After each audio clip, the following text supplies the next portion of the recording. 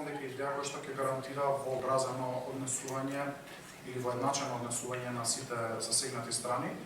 Ова често се случува и со други институции да пласираат информации кои што не се во машински читлив формат, да не можете да се снајдете низ податоците. Да, тие се објавени, но на начин на кој што никој не може да пристапи. Ќе дискутираме на владина седница кој од институциите треба да преземе оваа обврска, иако станува збор за надлежност на Министерството за економија за следење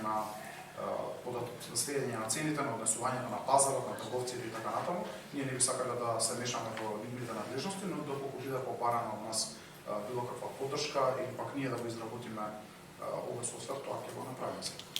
На трикратна соработка, ангажманот на Европската унија која обезбеди техничка помош и совети за усогласување со европските стандарди преку ИПА проектот, работата на основните судови кои ги дигитализираат своите регистри и податоци за граѓаните и секако предводени од Министерството за дигитална трансформација која ја изгради и управува техничката инфраструктура и обезбеди безбедно поврзување на системите.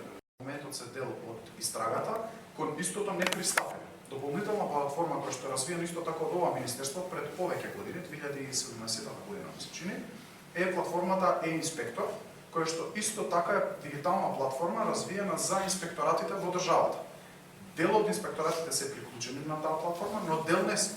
И второ, за жал, последните 7 години таа платформа нема соодветно одржување, што значи дека нови алатки, модули, контрола во рамки на таа платформа не е развиена.